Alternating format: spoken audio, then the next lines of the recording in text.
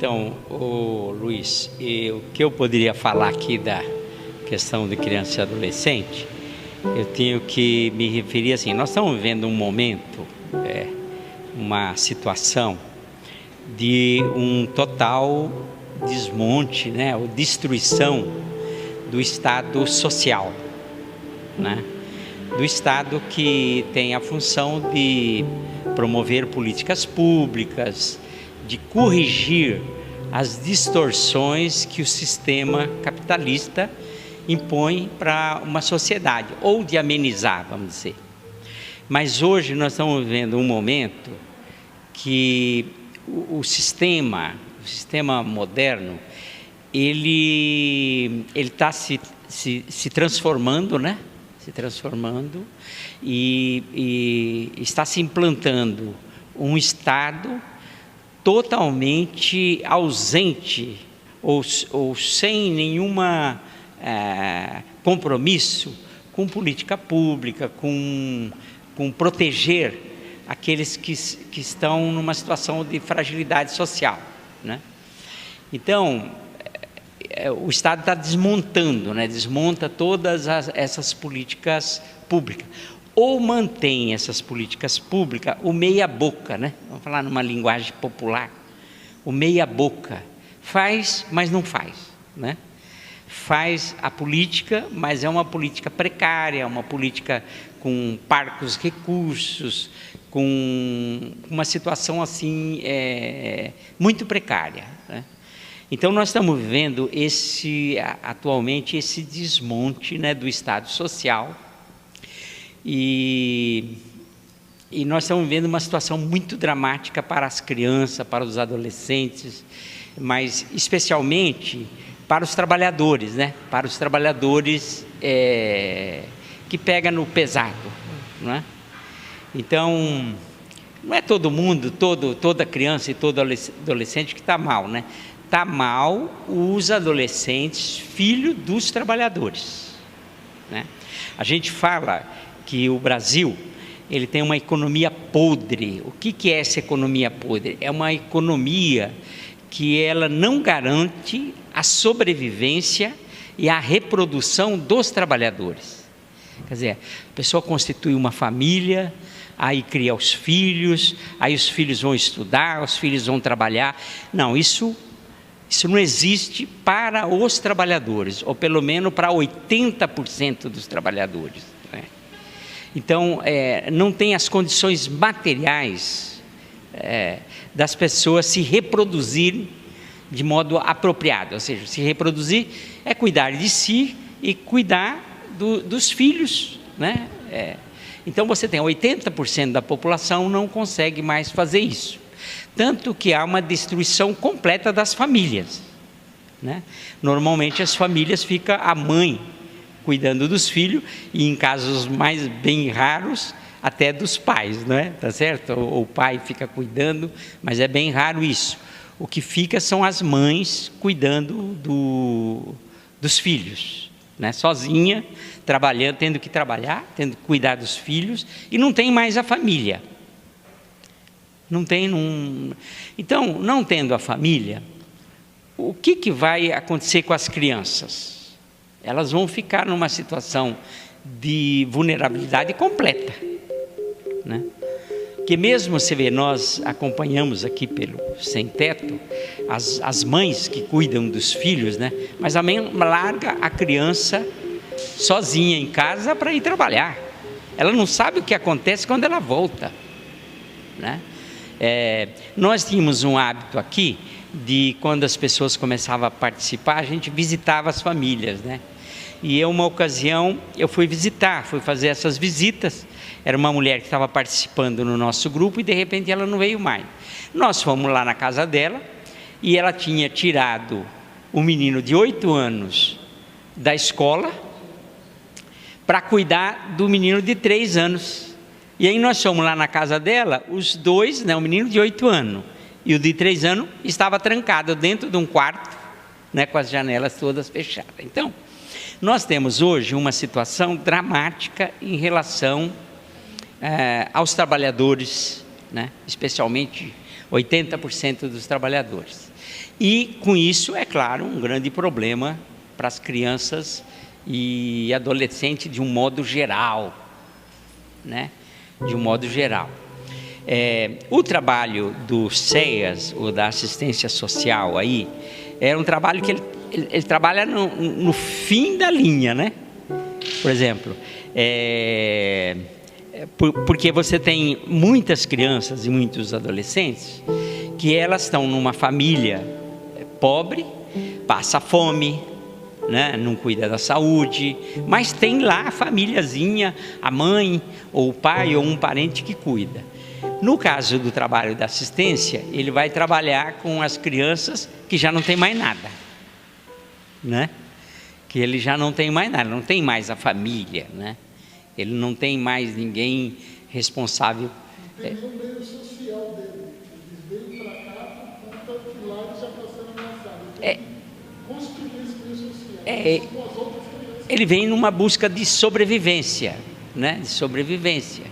E aí ela é a rua, aí é o Deus nos acuda, né? A precariedade, como é que é? A violência total, né? Porque já é a violência da rua, ou a violência do abandono, né? Mas aí, além disso, tem as outras violências que se conjuga, né, nessa situação. Você estava falando das organizações sociais. As organizações sociais, elas são muito atacadas, né? Elas são muito E por que elas são atacadas? Porque são as organizações sociais que garantem algum direito para essa população. Somente as organizações sociais.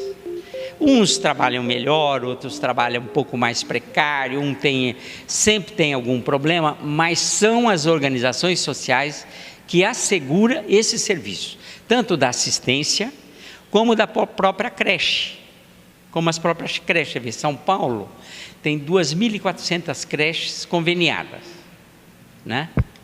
O poder público não atenderia do modo como está, né? Porque você teria que ter uma outra visão de poder público e de Estado para você atender apropriadamente.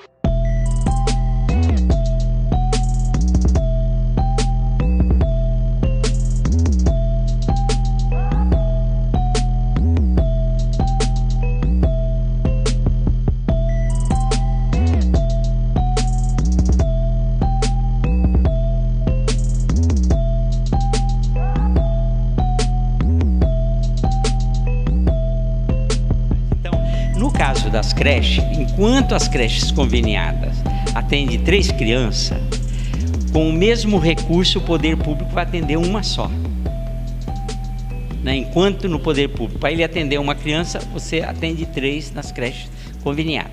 É evidente que isso ocorre porque eles precarizam as verbas que repassa para as organizações, né?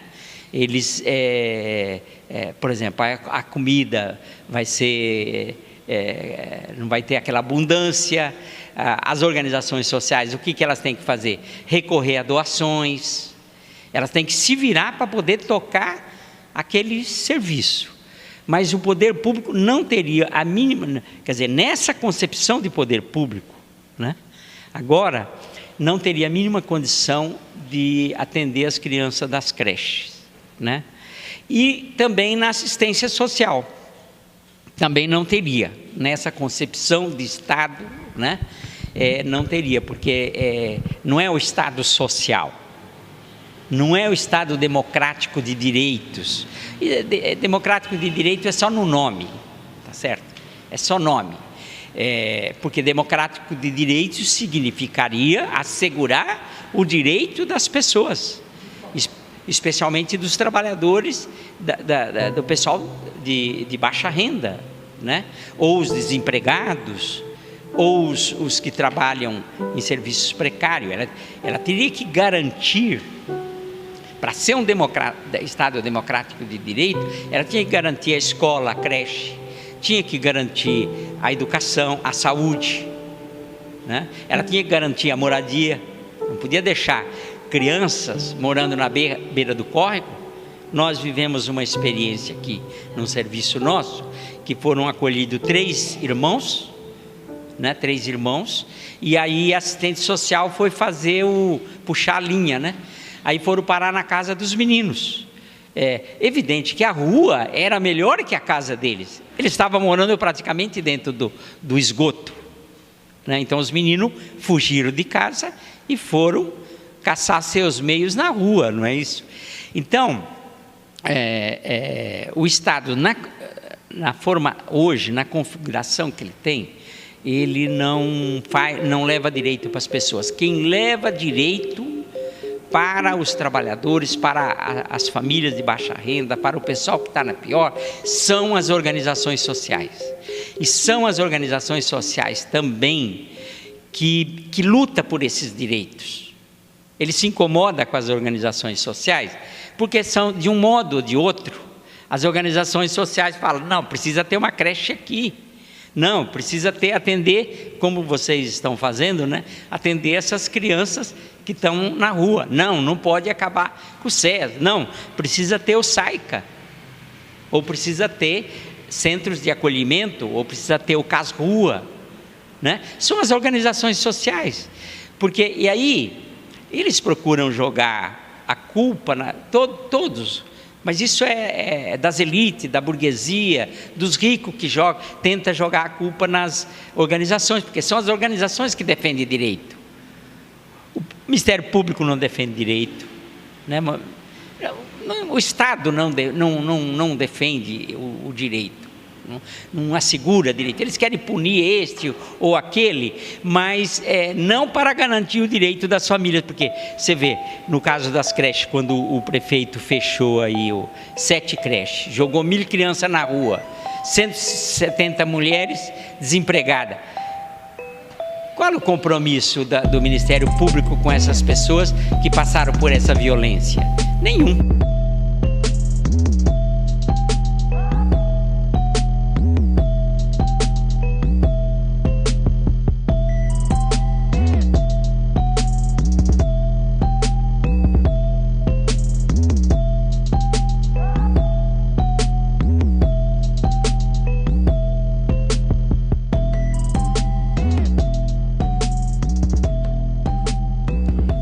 O recurso passado para as organizações é pequeno, que às vezes precariza o trabalho, né? Você, como é que é? Se paga um salário baixo, não vai ser todo mundo que vai trabalhar naquele salário baixo, não é isso? Então, você precariza o serviço, a comida, né? Eu falei aqui outro dia na reunião do conselho, do pessoal do conselho, dos conselheiros tutelares, né? Por exemplo, um SAICA, ele paga R$12 para a criança comer as 5 refeições que ele come, né? É o café da manhã, o almoço, o café da tarde e a janta. E às vezes alguma coisa antes de ir dormir. Ele paga R$12 per capita por criança, né? E o cafezinho da manhã lá no Itamaraty é R$180, né? O cafezinho lá no Itamaraty. Isso, as informações que eu tinha. Mas se você pegar nesses tribunais, a cozinha dos tribunais, isso tem uma como é que se diz? Uma violência econômica, sem precedente, não é? Em todos. Eu vi, vocês viram, saiu ontem no jornal, os motoristas do Exército, lá motorista no Exército, passou o salário, eu não sei se de 4 para 18 mil, ou de 6 para 18 mil, né? Então você tem o Estado, o poder público, ele tem ele acolhe privilégios vergonhosos. Aí é claro, você não vai ter o dinheiro para investir no SAICA, não vai ter o dinheiro para investir. Não é que não vai ter, é que o dinheiro foi para outro lugar. Não é nem porque eles falam assim, foi a corrupção. Quer dizer, isso é corrupção, né? O cara passar um salário de motorista do Exército lá, de 6 ou 8, não sei, para 18 mil, que já 8 já era demais, né? Já estaria de bom tamanho. Mas você pega do salário no judiciário, da promotoria, de juízes, das forças de segurança em geral, então você tem uma violência econômica muito forte. Aí não vai ter recurso para a política pública.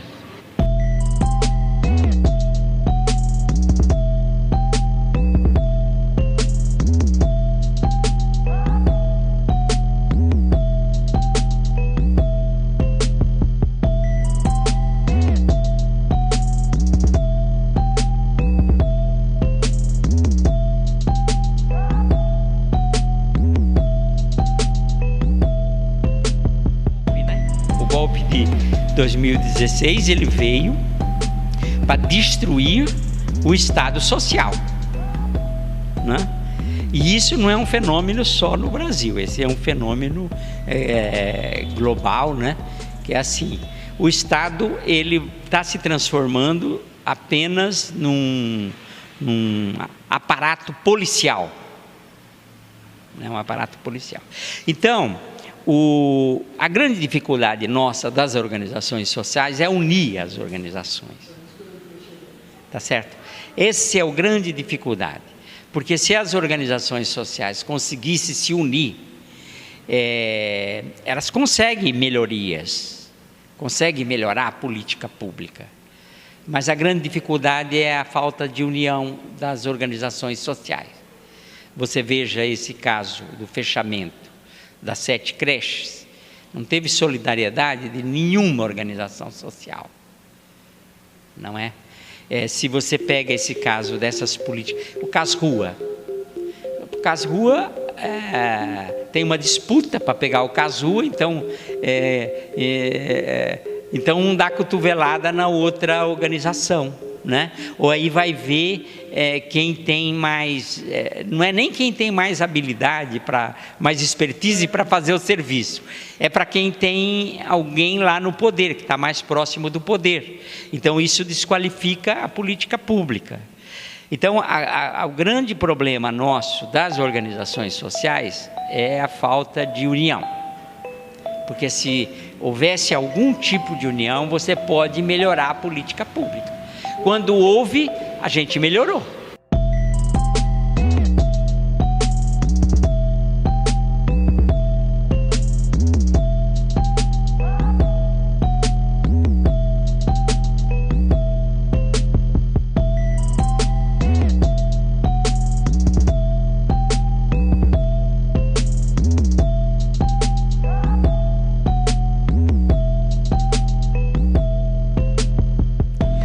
Porque essas organizações, ô Luiz, pegando a nossa experiência e o que a gente conhece por aí, elas têm uma história, especialmente as organizações que se constituíram a partir da defesa de direitos, né? A maioria muitas organizações, elas se constituíram defendendo determinados direitos da população, mesmo sem ter vínculo com o poder público, né? Com o tempo, com o avanço das conquistas e de política pública, estruturação do SUAS, movimento por defesa de creches e tantas coisas, né? Essas organizações foram chamadas para executar esse serviço. E nesse ponto acabou se constituindo organizações artificiais, que eu falo, né?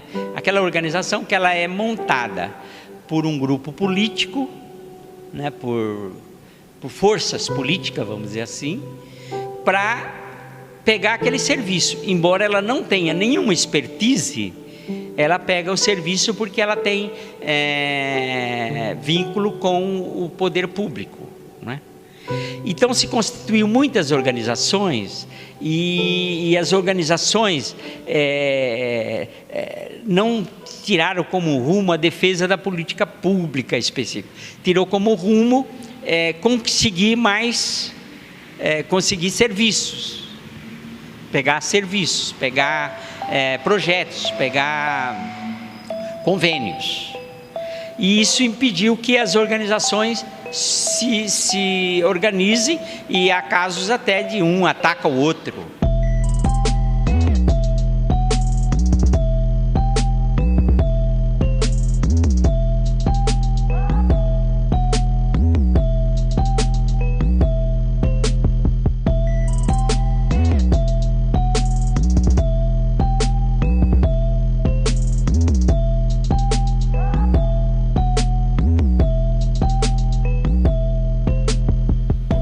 Mas o judiciário, Luiz, o judiciário ele não tem agilidade para fazer isso. Por exemplo, não tem agilidade. Você entra lá daqui 10 anos. Então a coisa precisa ser resolvida agora. Por exemplo, o governo deixou de pagar das creches lá mais de R$1 milhão. Está lá no judiciário. Judiciário não é para fazer justiça, Luiz. Aqui, vê como é que publica isso daí, porque não serve para fazer justiça, judiciário. Tá certo? Não é para fazer justiça. Veja bem, que justiça que ele vai fazer? Porque se ele não tem a justiça na própria casa, não é? Então não é para fazer justiça. Então você vai recorrer e tal, o edital, fraudaram tal edital e tal, fraudaram. Né? Você recorre lá, aí o Ministério Público recorre, ele pede informação, aí depois... Não funciona, gente. Ele só funciona quando é para punir os trabalhadores. Só quando é para punir trabalhador. Aí é ágil.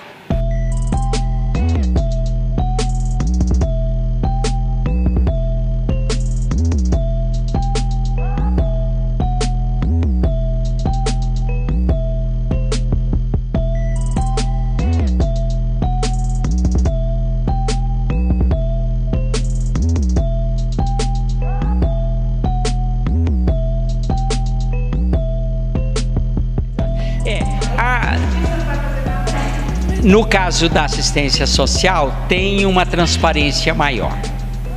A assistência conseguiu criar isso. Mas na educação não, né? Na educação não.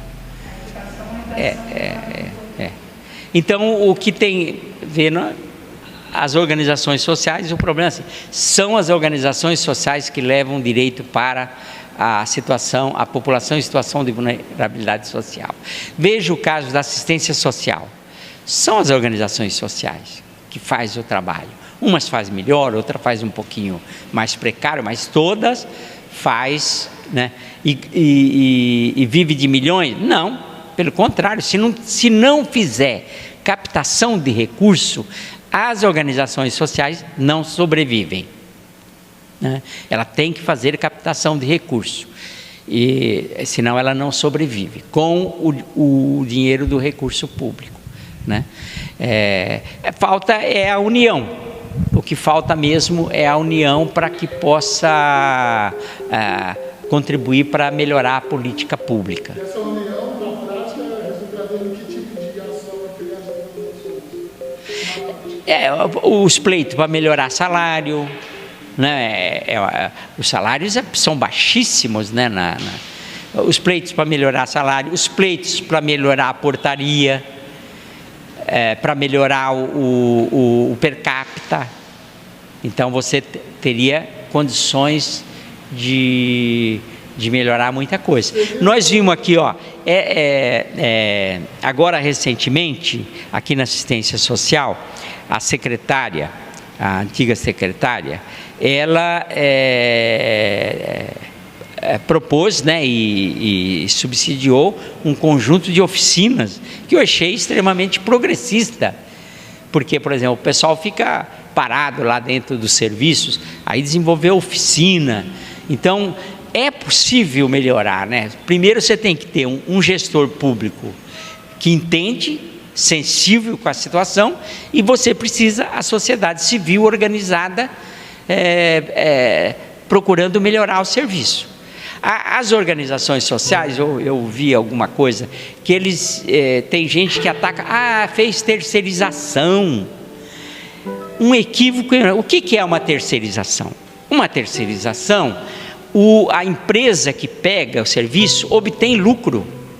Isso é terceirização, né? Então, o que se faz na saúde, então a empresa pega, ela tem lucro. Então, isso é terceirização. Agora, a sociedade civil, quando assume, ela não tem lucro.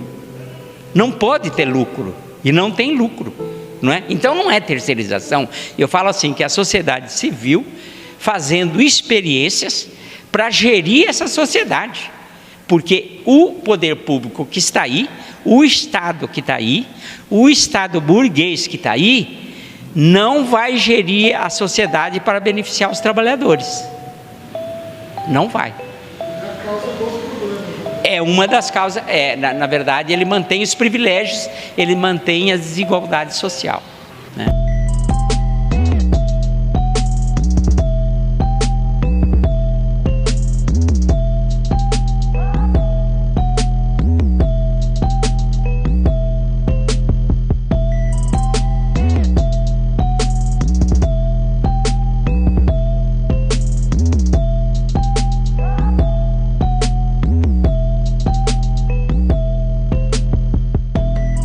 Apoio, desde o início, ela tem um compromisso com as mulheres e com crianças. Apoio se constituiu num grupo sem convênio nenhum, era um grupo de militantes sociais, né, que se organizou para conseguir comida para o pessoal que estava passando fome, né, lá em 90, 91, né, lá bem atrás. Então, nós fundamos Apoio com a preocupação básica com mulheres e crianças. E essa preocupação nós trazemos ela até hoje, né?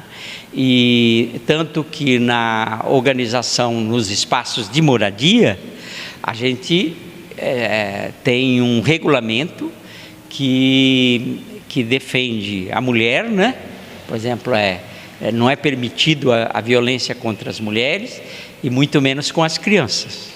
Então, nós temos um compromisso histórico com as crianças. Você fazer convênio com o poder público para estruturar um SAICA ou um CAE Mulheres, né? CAE Mulheres que atende a mulher e que atende as crianças, a gente faz isso, não é porque a gente quer o convênio, é porque nós temos um compromisso com as mulheres e que nós temos um compromisso com as crianças também. Então, ali se torna o espaço de nossa militância social, né? De fazer a militância, de ter o espaço remunerado, né? Porque nós fazíamos e fazemos sem nenhuma remuneração, não é isso? E agora, se tem a remuneração, melhor ainda. Mas nós fazemos por um compromisso com a população em situação de vulnerabilidade social. Com criança, mulheres, adolescentes, com homens também, não é? A gente faz isso. E o que a gente procura? Levar direito. Agora, nós levamos nas condições que nós temos. Nós gostaríamos de fosse uma condição muito melhor, né? Mas nós levamos na condição que nos oferece.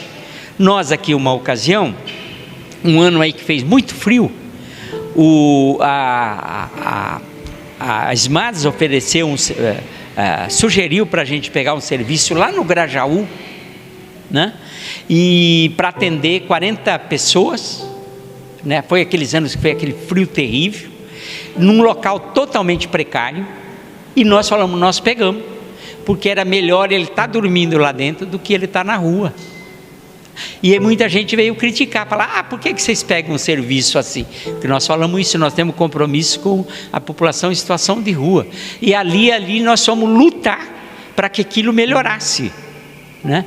Então, Apoio não faz convênio porque é bonito, não faz parceria porque por causa de interesses, nós fazemos por nosso compromisso com a população em situação de vulnerabilidade social. Também não, é pelo nosso compromisso com a população. E vamos fazer onde nós formos chamados, onde não for também, né? A gente faz na moradia, né? Para a pessoa ter a casa dela, para proteger as crianças, para poder proteger os adolescentes, a gente faz.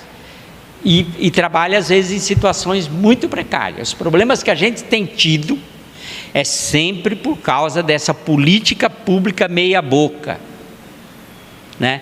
E também quando a gente tem, assim, alguns problemas, às vezes decorre da parceria, por exemplo. As pessoas do poder público não conduzem a parceria de modo apropriado. E aí dificulta o nosso trabalho, né? Mas aqui, apoio e as organizações sociais, elas são um espaço de fazer militância social, de você exercitar, e a sociedade civil exercitar isso, porque a sociedade civil é que vai ter que tomar conta dessa sociedade, né? Não vai ser esse Estado, aí vai pisar sempre nos trabalhadores. Então, a sociedade civil precisa tomar em suas mãos a direção dessa sociedade aí, né? Obrigado, Luiz.